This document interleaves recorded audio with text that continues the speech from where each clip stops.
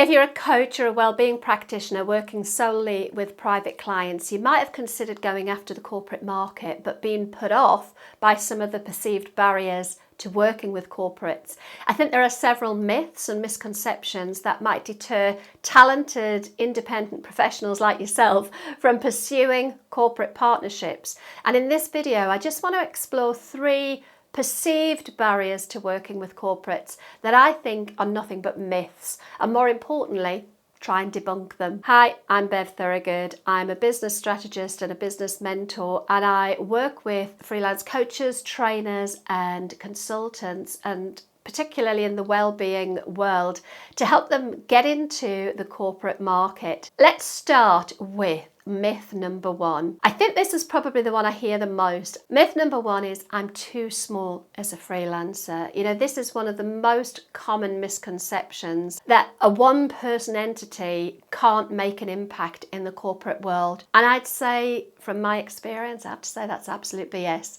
Corporates, especially in today's agile business environment, recognise the value of niche expertise and flexibility, and that's what freelancers bring to the table.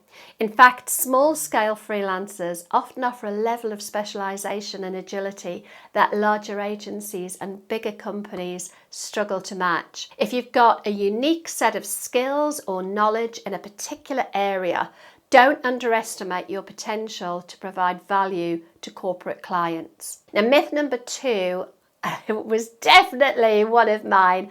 I'm not corporate enough. Oh, another common misconception, this idea that we lack the corporate image or the professionalism needed to engage with large corporates. Perhaps it's because the way freelancers work is a bit less structured or a bit less formal than corporate work. But I think we forget that you're not dealing with the business, you're dealing with individual human beings.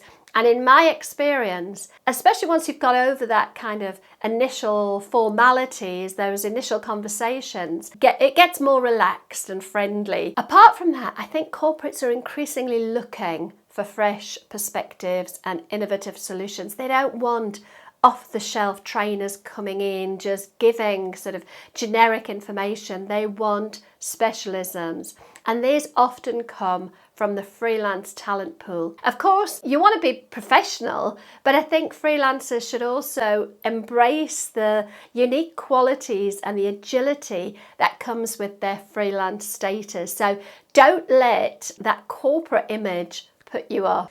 Hey, just a quick interruption to let you know about a fun quiz I created to help you see if working with corporates is a good idea for you. If you're currently employed but thinking of going freelance, or if you're working with private clients but thinking about tapping into the corporate market, or even if you already have a couple of corporate clients but you want a bigger slice of that corporate pie, click on the link I've left in the description and take the quiz, and let's see if we can help you figure out your next steps. Okay, back to the video. Now, myth number 3 is it probably does have some credibility to it, but the idea that it just takes too long to get paid. And I get this, you know, if one of the primary concerns you have is that, you know, when you're considering corporate collaborations, you're afraid that there's going to be like delayed or protracted payment processes. And I have to say, it's not entirely unfounded.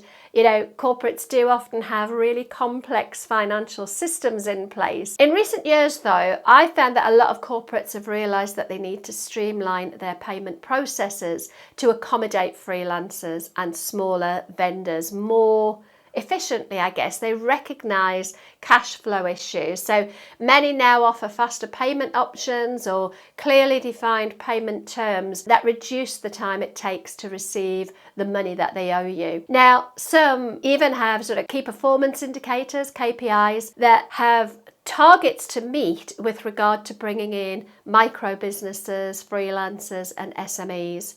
And there are ways too that you can increase your chances of getting paid more quickly. So if you make sure that when you first enter the contract or first sign the contract, you ask immediately if you're going to need to be added to a supplier register. And if the answer is yes, make sure you get the forms sent through to you as soon as possible and get them completed and back to them as quickly as you can. That way you're not messing around after the work's done, finding out that, oh, they can't pay you because you need to be added to the supplier register. You'll have got that out of the way right from the start. You could also push to have the invoice paid either in part or in full before the work commences, or at least ask if payment terms can be shortened because you're a sole trader or a micro business. And finally, it's worth using something like Stripe to accept card payments. I have Xero as my accounting software and I link it to Stripe, and when it generates an invoice it automatically gives the option to pay by card. Now yes, you will take a little bit of a hit with transaction fees, although to be fair you could factor that into your quote, but you'll be guaranteed getting your money more quickly. And often if you get paid by company credit card, you won't need to go through the rigmarole of getting onto the supplier register. So hopefully that's given you a bit of reassurance that actually working with corporates isn't that big a challenge and the benefits are significant.